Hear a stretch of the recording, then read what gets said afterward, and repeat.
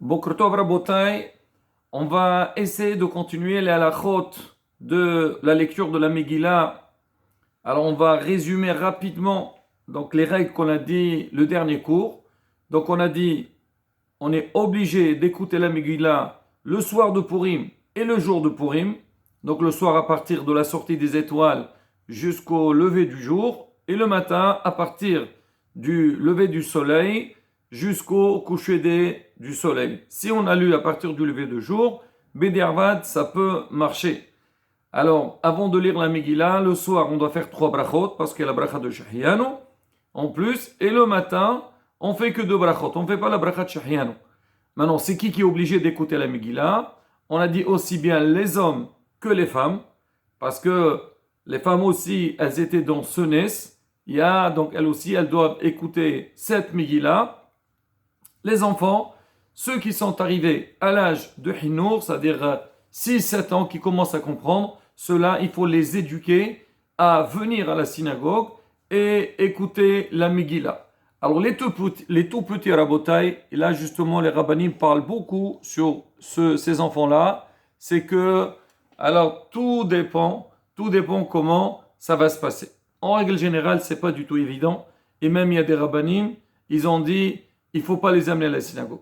Pourquoi? Parce qu'il faut comprendre. Je pense que la faute n'est pas aux enfants, mais c'est plutôt aux parents. Pourquoi? Parce qu'un enfant qui reste pendant la lecture de la Megillah, même ceux qui vont aller très très très vite, il faut au moins une trentaine de minutes de lecture.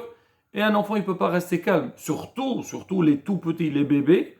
Alors nous, on croit qu'on va faire une mitzvah, et le Alechem, ça devient une avera. C'est quoi la avera? C'est que, premièrement, que la personne qui va amener des enfants, elle ne pourra pas écouter. Et deuxièmement, ça va déranger les autres personnes et ils ne vont pas pouvoir donc être acquittés de la lecture de la Megillah. Alors maintenant, il y a des synagogues, ceux qui ont de la place, ils savent que c'est pas évident, surtout pour Purim, il y a beaucoup de choses à faire. Et en plus, il y a le jeûne, donc combien les femmes elles vont attendre jusqu'à tard la nuit.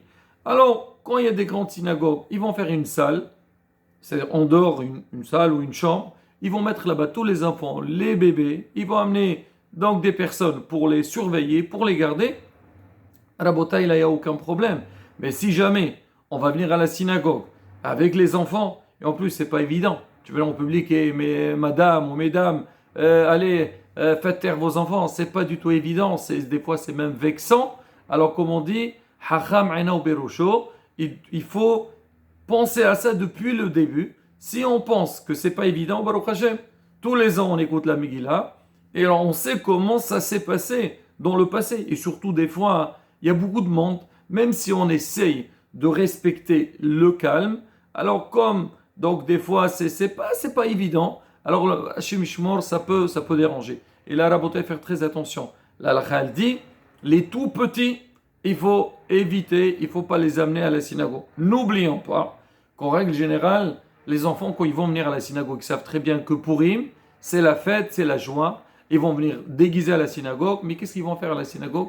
Ils vont courir, ils vont faire du bruit. Rabotai, on sait, on connaît ce phénomène-là, et là, il faut vraiment être très prudent et vigilant pour que, Hazve Shalom, on ne soit pas la cause d'un dérangement des autres. Alors maintenant, c'est quoi le réel problème? Bon, il y a le premier problème. On sait une synagogue, c'est Maqam Kadosh. On dit c'est Bet Mirtash Me'at, c'est la Shrina, elle est présente. Déjà, on ne fait pas n'importe quoi dans une synagogue. En dehors de ça, on va dire Purim, c'est la Simha, c'est la joie. Et donc, comment on dit? Alors, on a vu dans la Torah, dans Akel, il faut amener Anashim, Vehatta, il faut amener même les enfants. Pourquoi? C'est marqué la tête Sachar Lemvehem.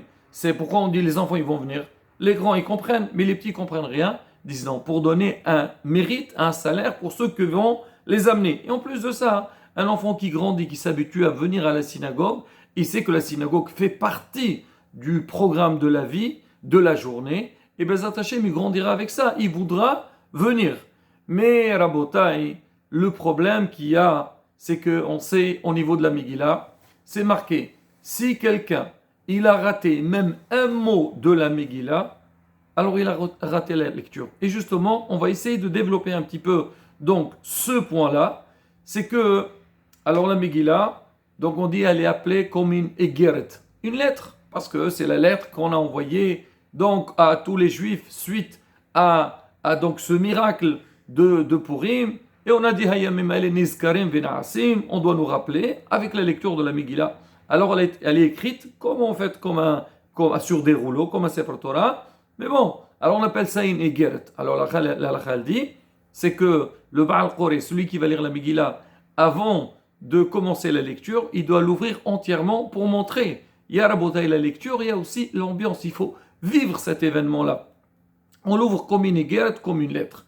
Alors maintenant, c'est rapporté, pas rapporté. La halakha dit, c'est que le Shaliach Tzibour, celui qui va lire, avant de commencer la lecture, alors il doit dire au public, déjà il faut rappeler, Rabotai, faites attention, il faut écouter depuis le début jusqu'à la fin. Maintenant, il n'y a que le Shaliach Tzibour qui va lire, les autres ne vont pas lire, ils vont entendre. Alors il doit leur dire que lui, il va penser à les acquitter avec cette lecture, et eux, ils doivent penser aussi s'acquitter avec la lecture qu'il va faire. Comme on dit, Shomea, Omashmea, Yahad Mekavnim. C'est pour ça qu'on dit Birshotreim, on demande la permission du Kahal, et eux ils répondent, le Kahal il répond Shamaim. Le Ben Ish Chai dit Shamaim c'est les initiales. Shomea, Omashmea, Yahad Mekavnim. Celui qui entend, celui qui fait entendre, ensemble ils font la Kavana, le Shaliach Tzibour va les acquitter, et eux ils pensent s'acquitter avec le Shaliach Tzibour. C'est-à-dire qu'ils ont écouté, on considère comme si eux-mêmes ils ont lu. Maintenant, donc il ouvre tout, il va faire les brachot, alors tout le monde se lève. Certaines communautés, ils ne se lèvent pas, mais c'est marqué, c'est bien. Donc se lever et faire les brachot. Une fois qu'on a fini les brachot, et là, Rabotai aussi, un détail très important, des fois, le Shaliach Tzibour, il a fini les brachot, on répond Amen, il attaque tout de suite, Rabotai, souvent, quand les gens ils vont s'asseoir, il y a un peu de bruit. Alors si c'est des chaises, ils vont bouger, et là, il y a des gens qui ne vont pas entendre.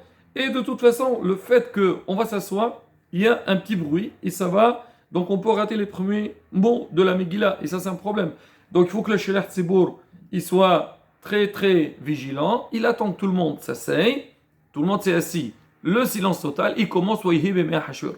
Maintenant, le Baal Koré, celui qui va lire, il doit faire attention de ne rien sauter quand il lit. Parce que des fois, surtout, alors le soir, alors on a jeûné la journée, on a envie de faire vite, et des fois on lit un peu vite et on saute des mots, on avale des mots. Et c'est un problème, Rabotai. Si on n'a pas écouté même un mot, c'est un problème. Et il est vrai que la halakha dit que si jamais on sait qu'il y a les ta'amim, l'air donc de la lecture, on dit les ta'amim, si on n'a pas respecté, ça peut passer. Ça ne veut pas dire qu'il ne faut pas les faire, mais ça peut passer.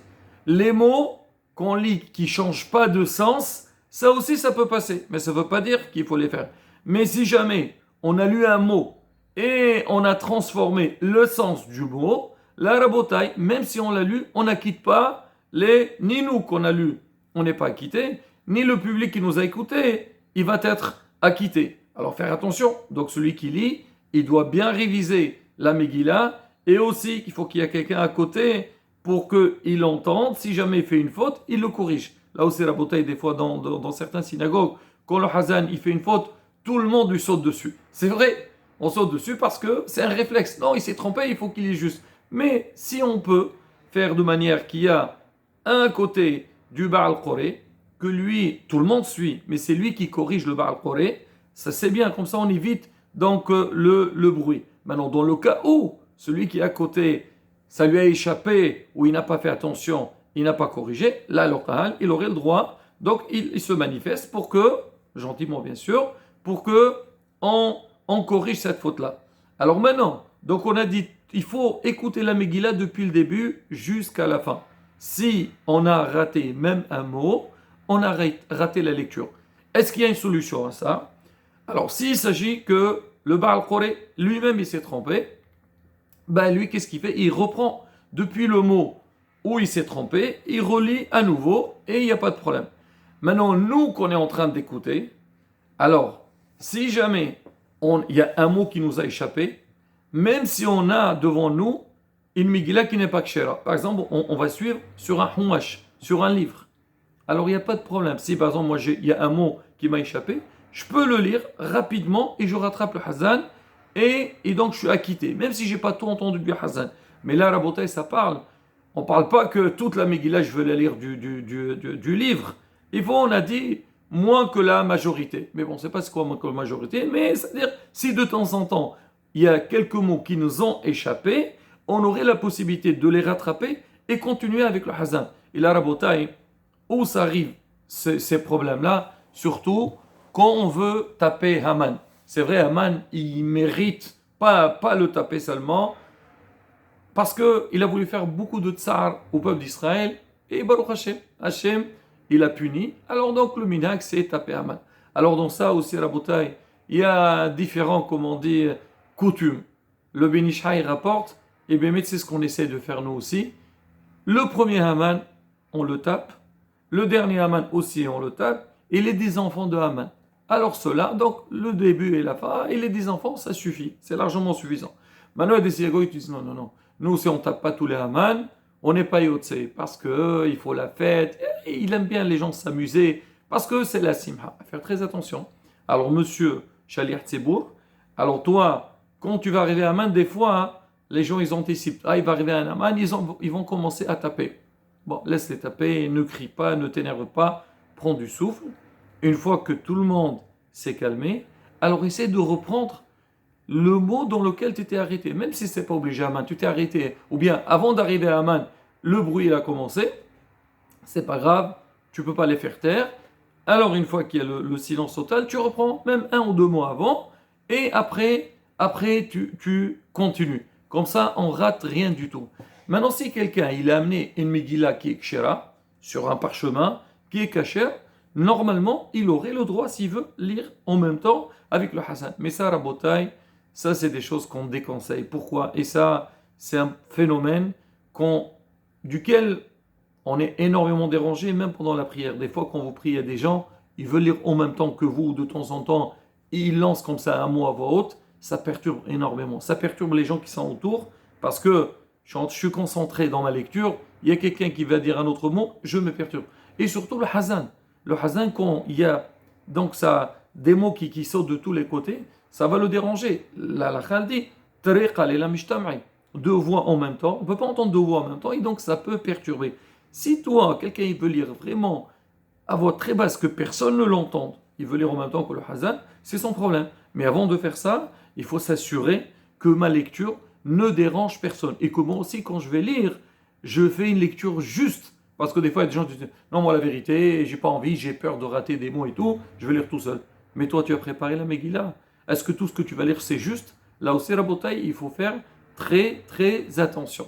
Et donc, on a dit depuis le début jusqu'à la fin de la Megillah, donc il faut être attentif, écouter tout ce que le Hazan il va faire.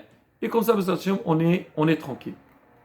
Alors maintenant, même dans la Megillah, si jamais il y a des fautes dans le Sefer Torah, s'il y a une faute, il faut corriger sur place, sinon on change le Sefer Torah. Dans la Megillah, c'est marqué dans la Halakha, non. Mais faire très attention de ne pas sauter, parce que des fois, s'il y a, il y a un mot qui manque dans la Megillah, et on va lire, on risque de le sauter. Donc faire très attention. Mais si jamais je suis en train de lire et je me suis aperçu qu'il y avait une faute, je peux lire donc le mot correctement et continuer, même s'il y a une faute dans la Megillah. Mais le minhag, c'est vérifier sa Megillah avant Purim. Maintenant, ça, Rabotai, c'est concernant la lecture de la Megillah. Pareil aussi qu'on lit pour les femmes, on fait des lectures pour les femmes. Alors, faites attention. Donc, les femmes aussi, elles aient la possibilité d'écouter la Megillah depuis le début jusqu'à la fin. Maintenant, c'est quoi le deal pour celui que lui, il ne peut pas venir à la synagogue? Ah, il ne peut pas venir, on a dit, donc après la lecture, quelqu'un il va lire. Alors, si c'est un homme, on fait la bracha, si c'est une femme, il y a des minagim, nous on ne fait pas la bracha, d'autres communautés disent il faut faire la bracha. Alors maintenant au début, mais à la fin il faut 10 personnes. Alors maintenant, ça c'est comme ça. Maintenant s'il n'y a personne qui veut venir, est-ce que quelqu'un il peut écouter en live, en direct? Donc voilà, ils font voilà, sur, je sais pas, en Israël ils font même à la télé. Et lui il va assister depuis le début jusqu'à la fin, la lecture de la Megillah. Est-ce qu'on est acquitté ou pas? Ou bien quelqu'un il veut écouter au téléphone, à Rabotai, ça ne marche pas. Il faut être présent. plus que ça, Rabotai. Si on est dans une synagogue, et Bla'anara, c'est une très grande synagogue, et le Hazan, il va lire avec un micro.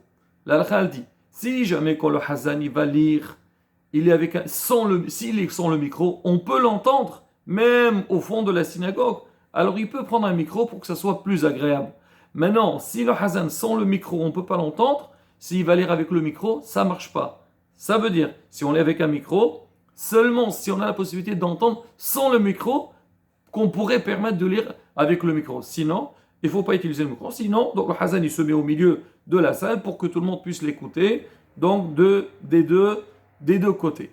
Voilà, Rabotai, donc un petit résumé sur les halachot, donc de la lecture de la Megillah. Il y a des psukim on les lit à voix haute. Bon, ça, vous verrez, Bezat Hashem, quand vous êtes à la synagogue, ça, c'est les psukim de la Géoula. Ça aussi, pareil, le Hazan doit faire attention. Quand le Qal, il les a lus, alors il attend qu'ils ont fini pour qu'il les lise à nouveau. Mais le plus important, Rabotai, comme on dit, vivre l'événement correctement, c'est que penser à la grande victoire qu'il y a eu, les Nissim Kashim qu'il y avait dans le passé, Bezat Hashem, il nous fera aussi, tout le long de l'histoire de Am Israël, penser s'acquitter de cette mitzvah, et Bezat Hashem, qu'on soit Zoché, la Géoula Shlema, B'mira B'ameno, Amen, Ken Yeher Rason.